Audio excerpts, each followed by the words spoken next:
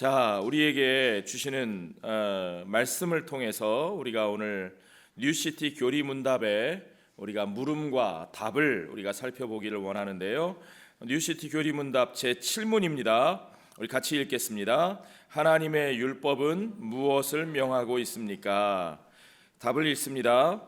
개인적이고 완전하며 지속적인 순종을 명하고 있습니다.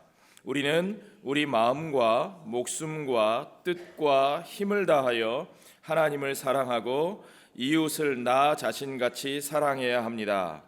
하나님이 금하시는 것은 결코 하지 말아야 하며 하나님이 명하시는 것은 늘 행해야 합니다. 아멘.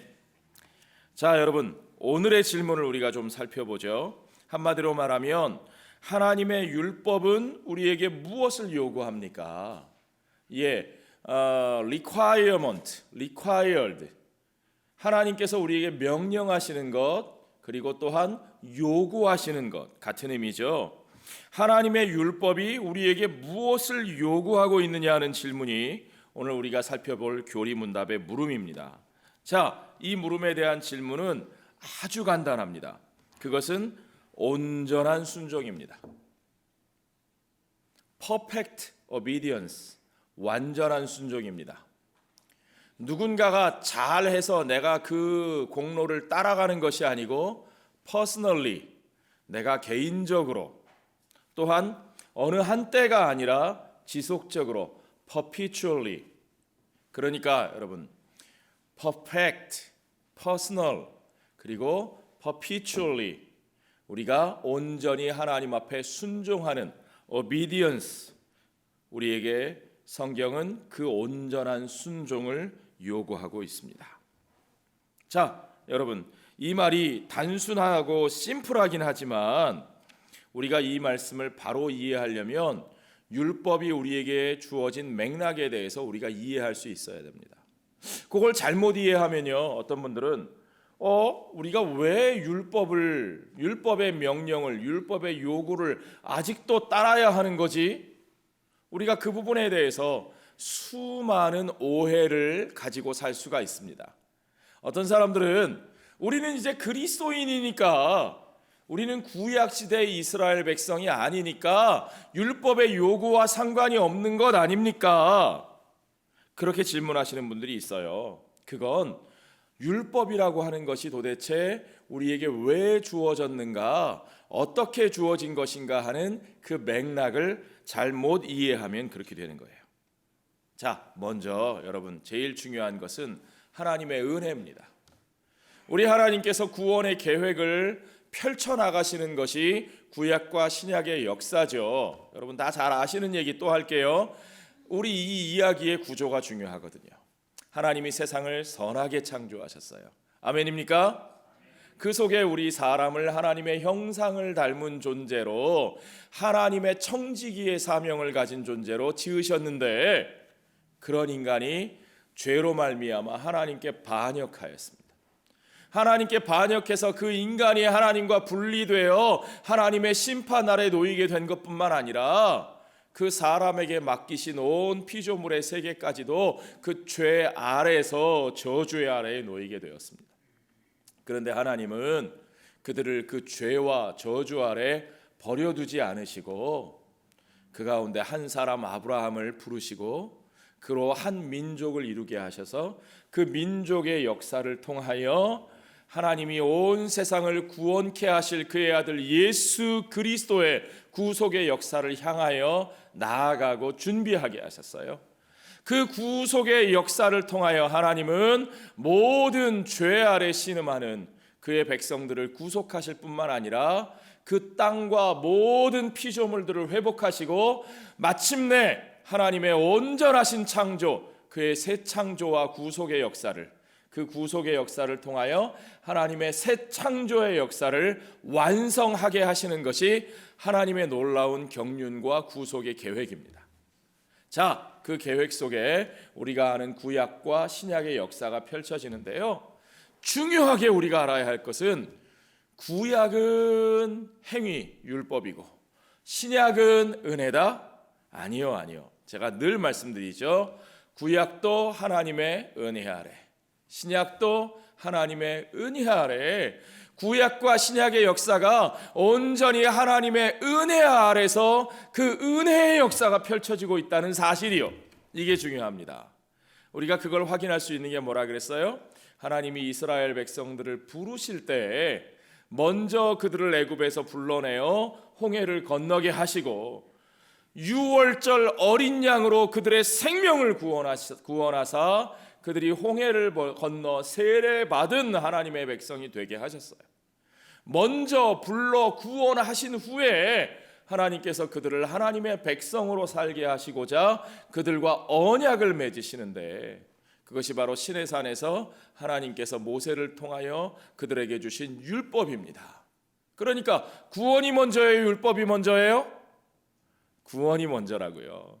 율법을 주시고 합격하면 구원하시는 것이 아니라 불러내어 은혜로 구원하시고 우리에게 율법을 따라 살게 하셨는데, 무엇을 위하여?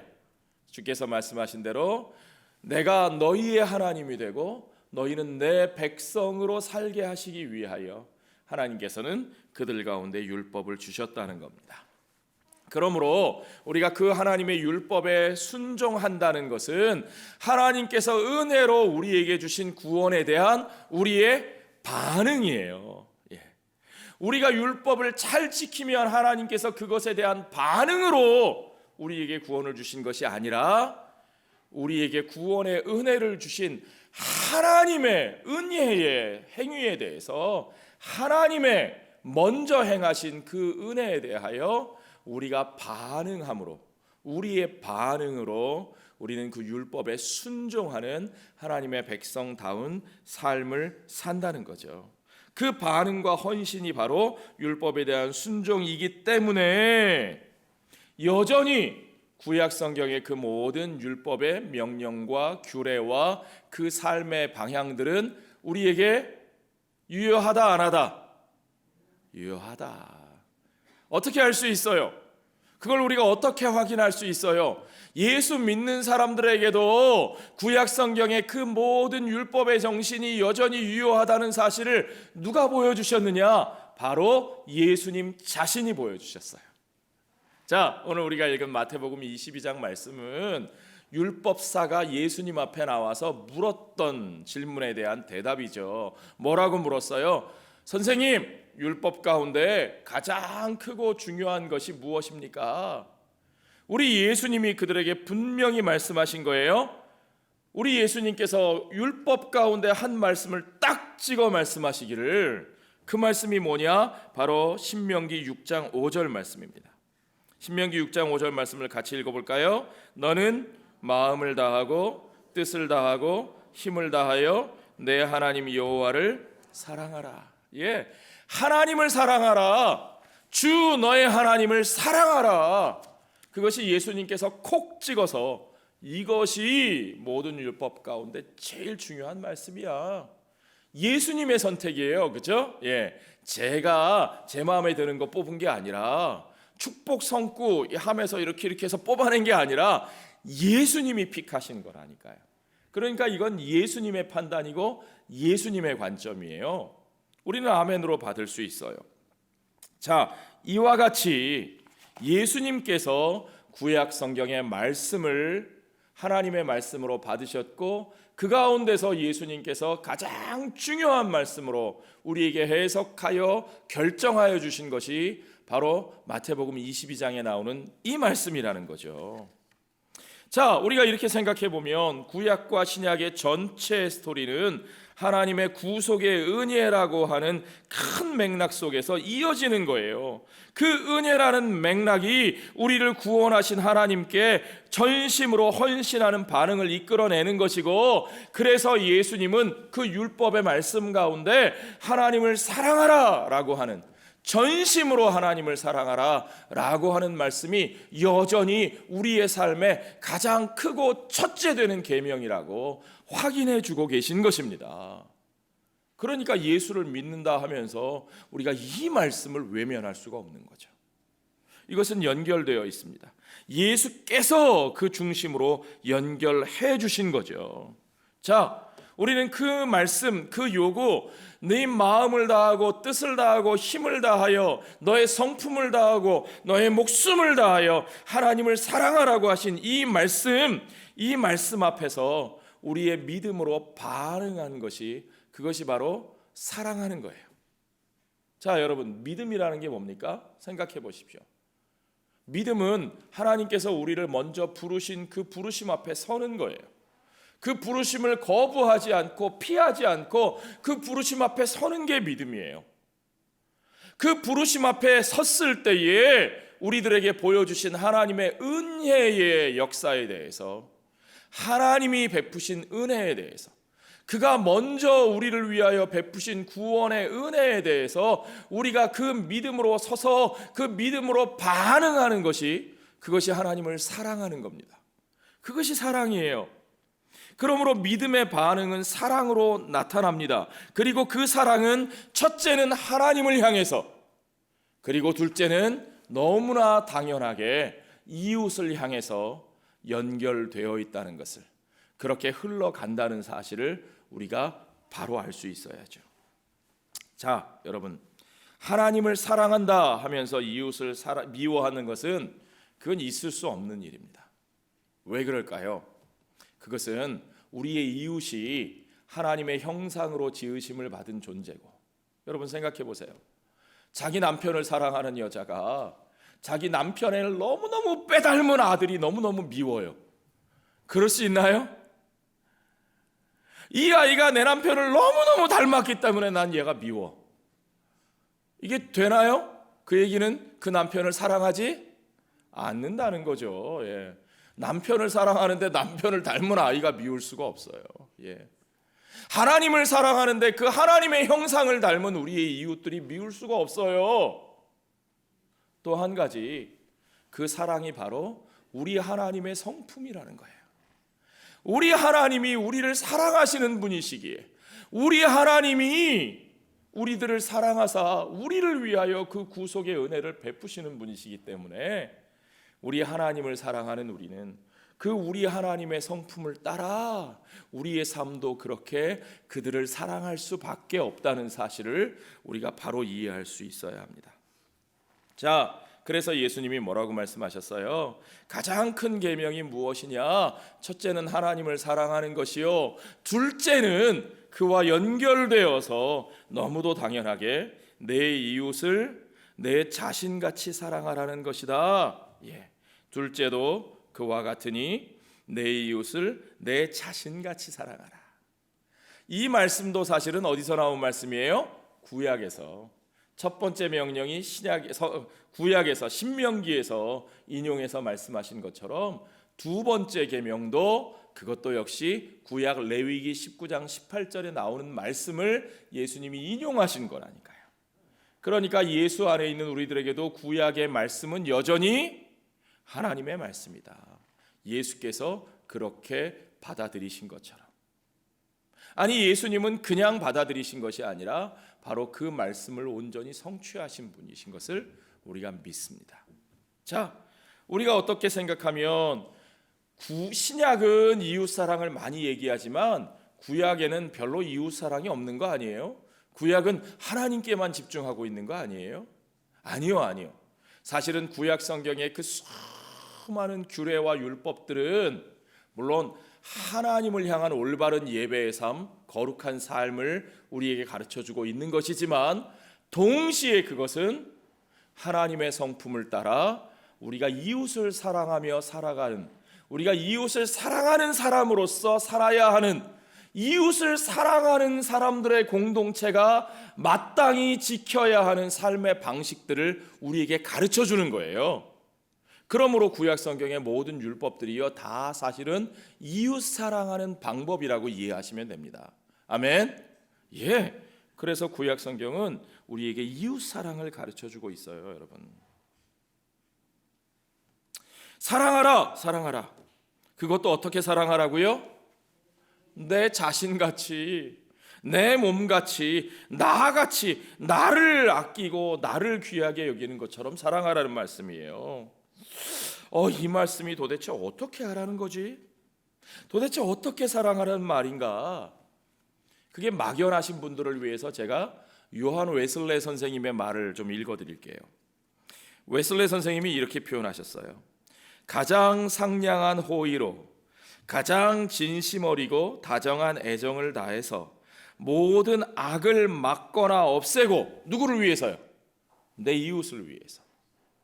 내가 내 이웃을 위해서 내가 악을 행하지 않는 것뿐만 아니라 그들에게 닥쳐오는 악을 막거나 없애는 것까지, 이것도 중요한 사랑의 방식이에요.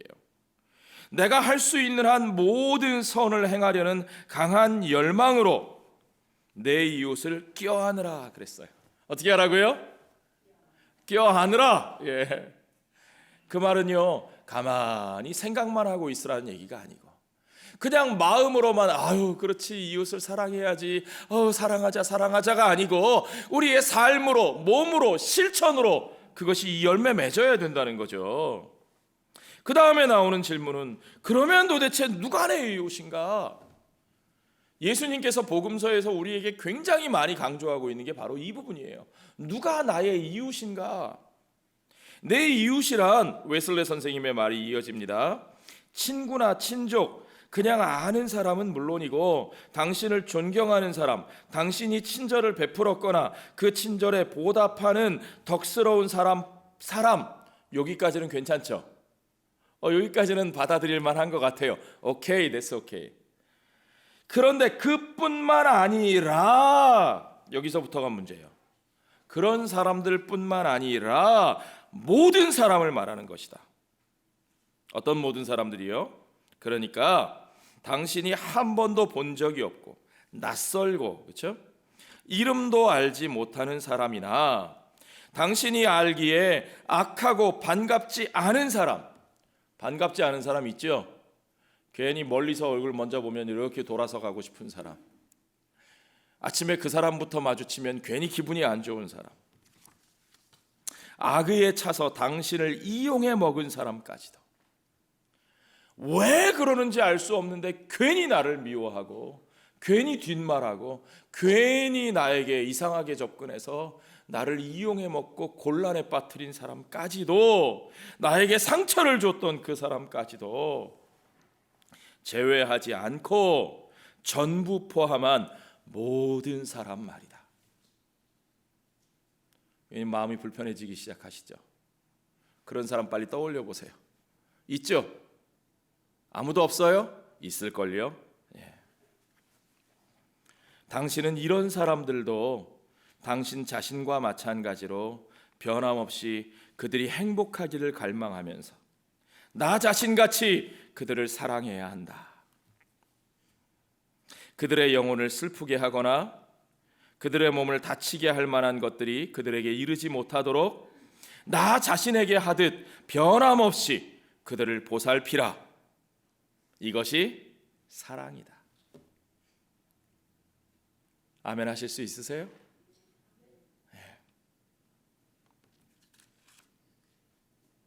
그런데 문제가 여기서 하나 생깁니다. Is it possible to me? 이게 가능해요? 내가 그걸 할 수 있는 사람인가요? 문제는요, 그거죠?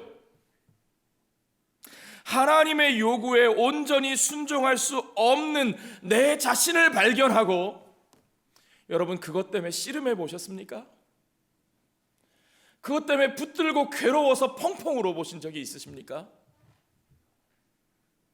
그것 때문에 내 마음이 찢어지고 내가 하나님 앞에서, 하나님, 내가 할 수 없는 것을 내가 할 수 있게 해주세요, 매달려 보신 적이 있으십니까? 바로 우리는 온전하게 순종할 수 없는 내 자신을 발견할 수밖에 없고, 우리가 우리 자신에게 정직하다면 그런 우리들의 그 한계를 하나님 앞에 드러내고 몸부림칠 수밖에 없었을 겁니다. 그런 우리들 앞에 성경은 정말 우리에게 굿 뉴스, 좋은 소식을 알려주십니다. 정말 우리에게 간절히 필요한, 어떤 사람들은 그게 왜 그렇게 좋은 소식인지를 잘 몰라요. 그 간절함이 없기 때문에, 그러나 그 간절함으로 마음 아파해 본 사람에게는 It is a really good news. 정말 좋은 뉴스. 그 소식이 성경 안에 있습니다. 먼저 선지자 예레미야의 말씀을 여러분 한번 살펴보시면, 그는 하나님의 율법을 그 백성들의 마음에 하나님이 기록해 주신다고 이야기해요. 보실까요? 예레미야 31장 33절 말씀 한번 같이 읽어보시죠. 그러나 그날 후에 내가 이스라엘 집과 맺을 언약은 이러하니 곧 내가 나의 법을 그들의 속에 두며 그들의 마음에 기록하여 나는 그들의 하나님이 되고 그들은 내 백성이 될 것이라. 여호와의 말씀이니라. 자, 중요한 건 이거예요. I will write it on their heart. 하나님의 백성들이 실패했어요. 뭐에 실패했느냐? 하나님의 말씀에 순종하는 데 실패했어요. 그러나 그날 후에 그 실패한 백성들이 하나님 앞에 징계당하고 땅을 잃어버리고 끌려가고 그들이 그 수많은 고통을 당하는 그날 후에 언젠가 하나님께서는 I will write it on their heart. 그들이 실패한 그 하나님의 말씀, 그 율법을, 그 도를 그들의 마음속에 박아두시고 그들의 마음속에 새겨두시는 그날이 올 것이다. 그날이 올 것이다. 그때가 되면 정말 하나님이 그들의 하나님이 되시고 그들이 하나님의 참다운 백성으로 사는 그날이 그들 가운데 이루어질 것이라고. 아멘. 그것이 예레미야 선지자의 말입니다. 선지자 에스겔은 여기서 한 발짝 더 나갑니다. 에스겔 36장 26절로 27절 같이 읽어볼까요? 또 새 영을 너희에게 두고 새 마음을 너희에게 주되 너희 육신에서 굳은 마음을 제거하고. 뭘 제거하신다고요? 굳은 마음, 딱딱하게 굳어져 있는 마음, 내가 정말 좀 어떻게 바꾸고 싶은데 잘 안 바뀌는 그 마음이 있잖아요. 여러분의 마음을 한번 지금 만져보세요.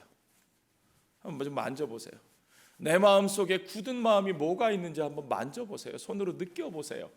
하나님, 내가 이제는 정말 내가 그 사람 품어주고 내가 이제는 먼저 손 내밀고 싶은데 근데 안 돼요. 잘 여기가 딱딱하게 굳어져 가지고 하나님, 멀리서 저 사람의 발걸음만 봐도 나도 모르게 내 마음이 막 가려지고 닫혀지고 피하고 싶고,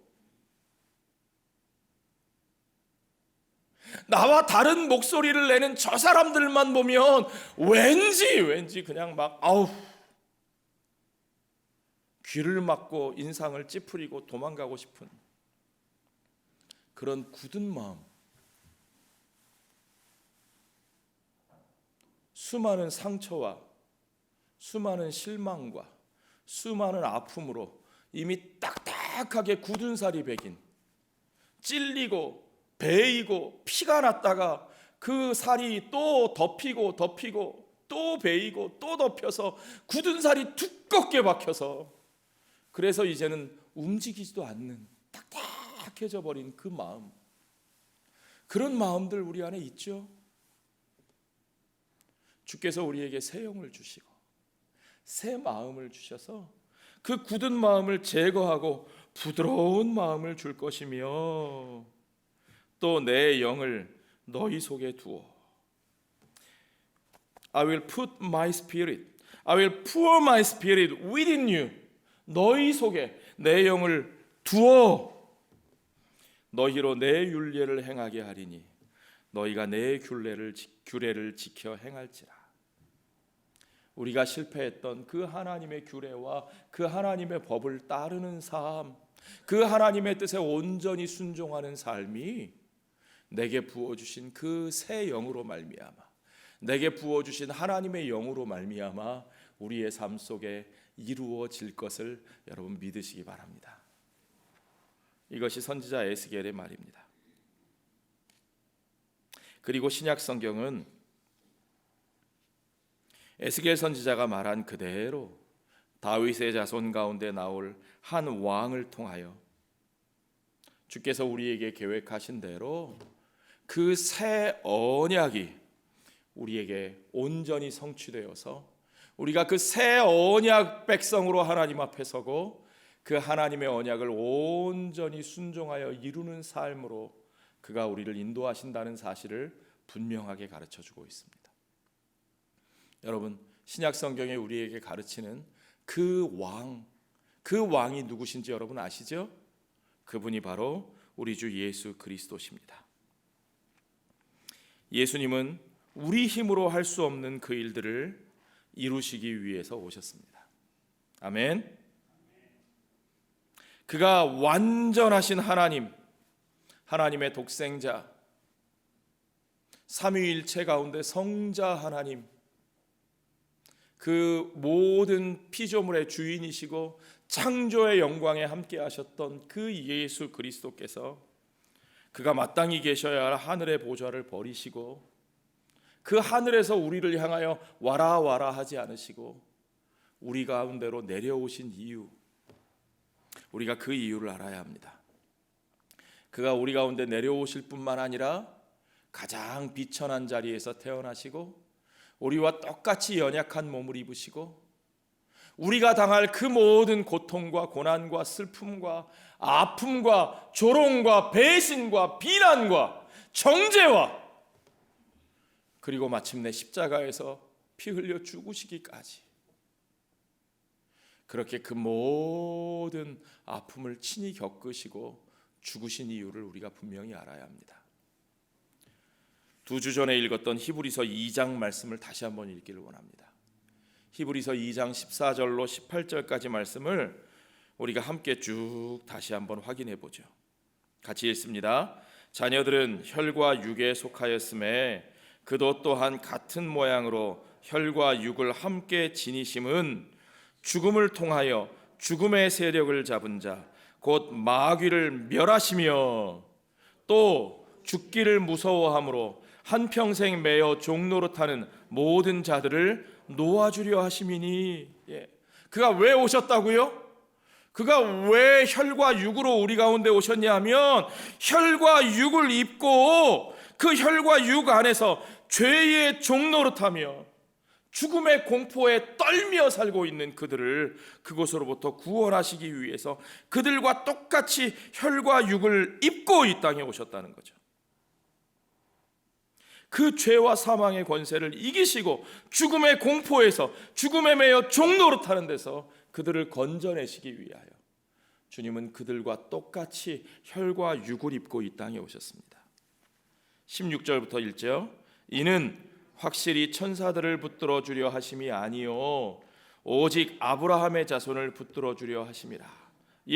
천사들을 위해 그런 게 아니에요. 오직 우리 사람들을 위하여, 아브라함의 자손들을 위하여, 언약 백성들을 위하여 오셨습니다.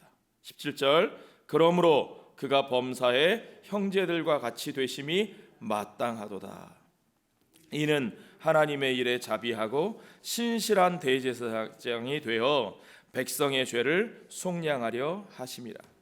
그가 시험을 받아 고난을 당하셨은즉 시험 받는 자들을 능히 도우실 수 있느니라. 아멘. 그가 시험을 받고 우리와 똑같이 시험을 받고 그가 우리의 모든 고난을 당하셨기에 그가 우리들을 그 모든 죄에서 그 모든 고통 가운데서 속량하실 수 있느니라. 그가 우리와 똑같이 죄 가운데 시험을 받으시고 육신 가운데 시험을 받으시고 고난을 받으셨으나 그러나 그는 그 시험과 고난에 지지 아니하시고 온전히 죄와 사망의 권세로부터 승리하셨기에 이제 그 승리하신 그분과 더불어 그분을 믿는 믿음으로 그분과 하나 된 자들은 이제 그분의 은혜로 새로운 삶으로 새 언약의 백성으로 옛 언약의 실패의 굴레에 매여서 죄와 사망 아래 종노릇하는 자로 계속 사는 것이 아니라 이제 온전히 그가 이루신 새 언약에 속한 언약 백성으로 하나님 앞에 서서 그와 더불어 새로운 삶을 향하여 나아가게 된 것을 여러분 믿으시기 바랍니다. 이제 그 길이 우리에게 열렸습니다. 삶과 죽음과 부활을 통해서 예수 그리스도께서 그 율법을 온전히 성취하심으로 말미암아 이제 우리로 하여금 그 예수와 함께 그 율법의 요구를 온전히 성취하는 하나님의 백성의 삶으로 나아가게 하시는데, 그가 부활하신 후에 그가 약속하신 대로 우리에게 새 영과 새 마음을 부어주셔서 그리스도 자신의 영과 그리스도 자신의 그 마음을 우리에게 부어주셔서 이제 우리가 그 새 언약의 백성답게 그 언약을 이루며 사는 길을 우리에게 활짝 열어주신 것을 여러분 믿으시기 바랍니다. 그게 선지자 예레미야가 예언한 그대로고, 그것이 선지자 에스겔이 예언한 그대로고, 그것이 구약의 모든 백성들이 바라보았던 하나님의 아들 메시아가 우리 가운데 이루어내신 일입니다. 자, 여러분, 우리는 이제 그 새 언약 가운데 거듭난 백성으로 살게 됩니다. 이제 우리의 옛 자아가 죽고 그리스도와 함께 새로 다시 태어난 우리들, born again, 다시 태어난 우리들은 이제 우리에게 부어주신 새 영으로 말미암아 새로운 삶을 살 수 있게 되었다는 사실이 중요합니다, 여러분. 자, 복음은요, 바로 이 점에서 우리가 확인해야 될 게 있는데, 새 언약 아래서 하나님의 백성이 하나님의 율법을 순종할 힘을 얻게 되었다고 선포합니다. 다시 한번요, 여러분, 잘 생각하셔야 돼요. 이제 우리가 예수 그리스도 안에서 옛 언약 안에 있지 않고 새 언약 안에 있게 되었으니까, 한마디로 말하면 이전에 우리의 죄과가 다 사하심을 얻었으니까 우리는 이제 율법을 지키지 않아도 된다. 맞습니까? 우리는 이제 그거 신경 쓰지 않아도 천당에 간다. 그게 다입니까? 복음은 거기까지가 아니라니까요, 여러분. 이제 우리는 새 언약의 백성으로서 온전히 하나님의 뜻을 따라 살 힘을 얻게 되었다. 아멘. 이것이 복음입니다. 하나님이 우리에게 새 영을 부어주셨습니다. 하나님이 우리의 마음을 새롭게 하셨습니다.